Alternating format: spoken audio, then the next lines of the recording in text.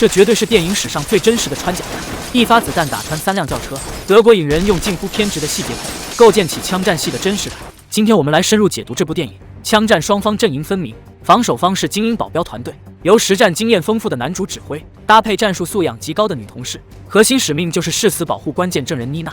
进攻方是职业雇佣兵团，经严格训练的职业杀手团队，凭借人数与火力形成压倒性的优势，每个动作都展现专业战术素养，搭建示意团队静默沟通。这组动作完整还原了现代特种部队标准的无声突入战术流程，保镖团队丝毫没有注意到外边的动静。最后一名队员上前，让最专业的队员在最关键的位置执行任务，拿出水袋炸弹准备业力爆破。导演用近乎窒息的安静营造紧张感，比狂轰滥炸更考验叙事功力。屋里女保镖劝妮娜打针，屋外已经准备破门而入。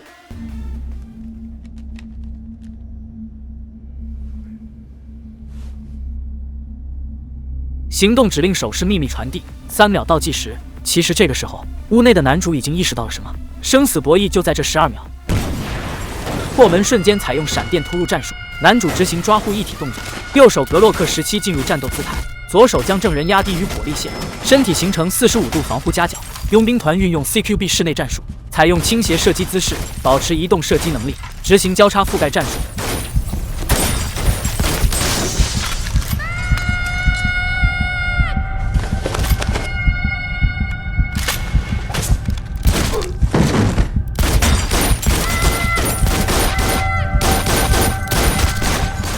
为了增加真实感，多处结构还原真实 CQB 环境。德国的木板房太多，木屑横飞的视觉也正好体现了战斗残酷。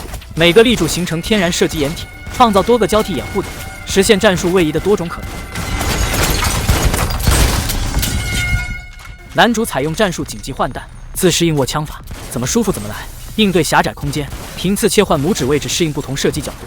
妮娜肾上腺素激增导致不可控尖叫，为了证人的安危，女保镖逾越扑护，选择厨房防弹死角。男主用的是 Glock 17，子弹有限，只有17发。在换弹的间隙，女保镖用 SIG-2P26与男主形成火力互补。这个时候意外来了，女保镖出现弹夹卡壳，高压环境武器故障是常态，真实还原交火中的偶然因素。男主火力交替帮女同事解决。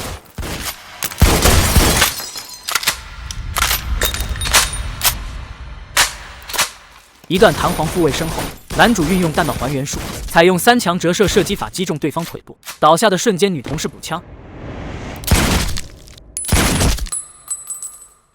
雇佣兵拿着 AK 进门就是扫射，600发分钟的射速形成持续火力屏障。除了承重墙外，室内大部分室内掩体都被击穿。男主抗压能力极强，采用切角射击仅暴露足部区域，利用地砖反光进行盲射校准。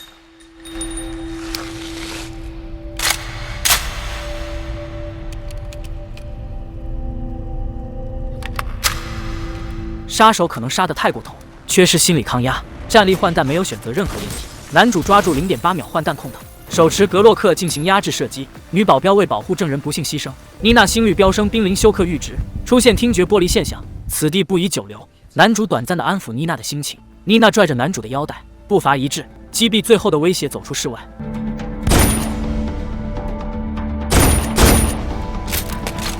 妮娜到底犯了什么天条招来杀身之祸？故事还得从几天前说起。法兰克福5星级酒店总统套房里，服务生偷偷带女朋友进来见世面，镀金水龙头、全景落地窗，还有会发光的苹果电脑。姑娘手贱碰了军火商托马斯的电脑，正好撞见大佬突然回来。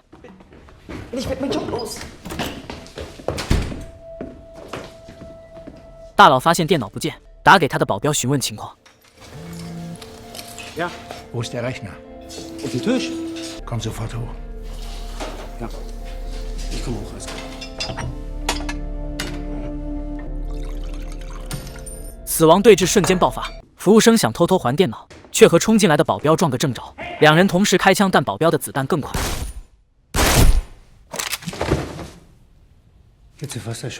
老练的保镖队长直接塞了把黑枪到死者手里，完美伪造自卫现场。为什么军火商非要弄死这个目击女孩？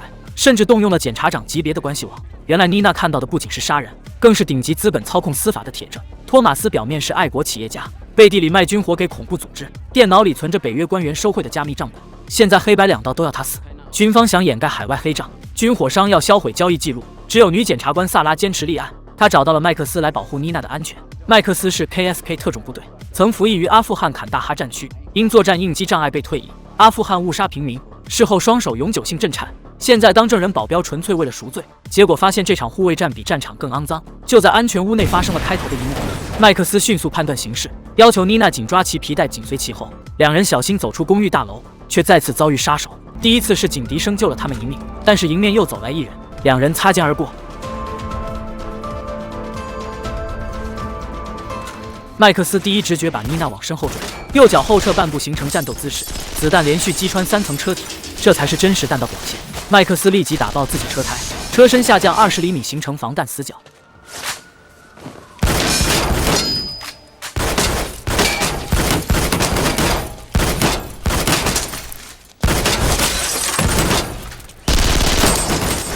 这个时候不能硬刚，必须不断的转移方位。到最后一辆轿车，麦克斯侧卧倒地形成人体盾牌，双腿钳住妮娜腰部，形成战术级防护姿势，用自己身体构成45度防弹系列。左手射击时故意露出破右敌，右手早已预瞄杀手必经路线，敌人换弹露出破绽。倒地的瞬间再次补弹，进一步确认死亡。麦克斯立即联系局长，报告安全屋遇袭情况。局长建议转移至2号安全屋，但麦克斯怀疑存在内鬼。双方约定在地铁站会面。Max, ich kann mich nur entschuldigen. Hast du das Insulin? Eine.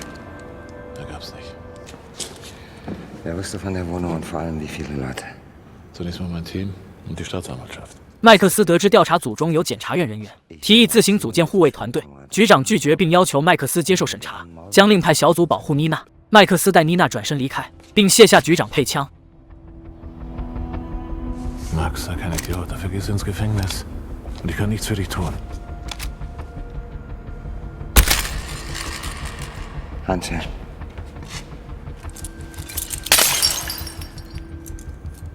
Henry, du sollst doch nicht während der Arbeit saufen.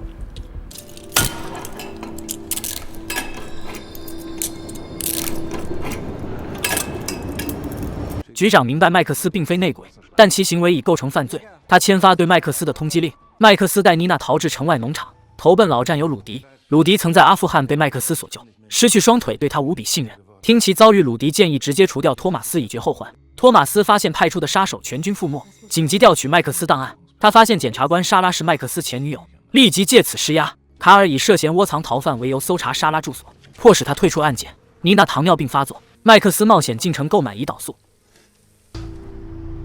Kommt dein Auto.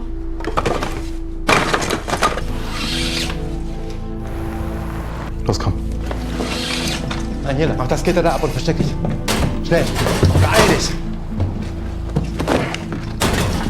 途中接到鲁迪电话，杀手已至农场。Lass sie nicht rein.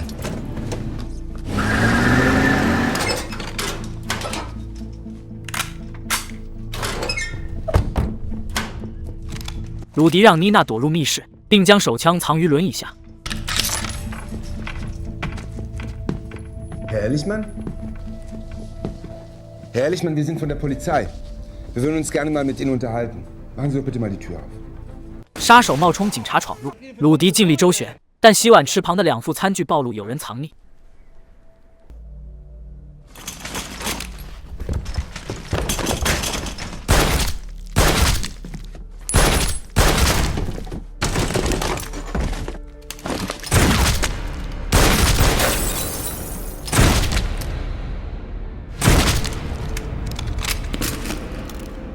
鲁迪中枪身亡，妮娜受惊晕厥。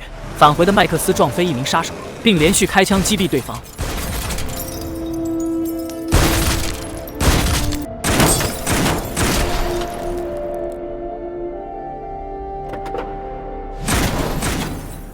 另一名杀手偷袭，麦克斯倒地反击成功。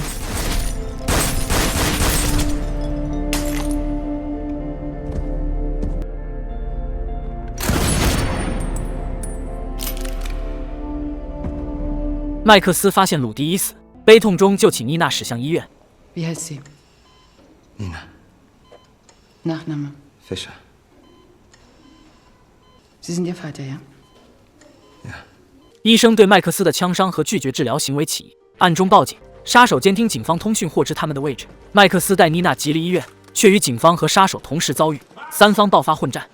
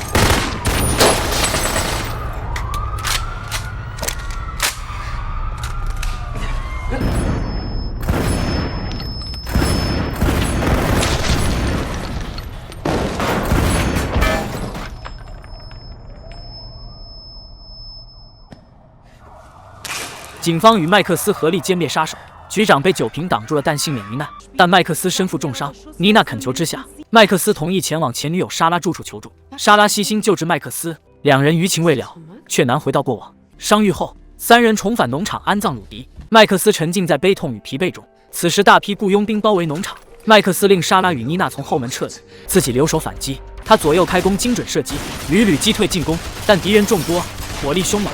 麦克斯身中数枪，枪声渐息，麦克斯似陷入绝境。数日后，托马斯与保镖队长刚发动汽车，车内炸弹突然爆炸，两人当场身亡。检察长卡尔因长期受贿被要挟，终得解脱。此时他接到电话，麦克斯其实未死，托马斯之死正是麦克斯所为。麦克斯掌握卡尔受贿证据，要求他将命案导向黑帮火并。卡尔被迫配合掩盖真相。其实整部电影都在嘶吼：当法律成为恶龙的盾牌，普通人只能拿起枪成为屠龙者。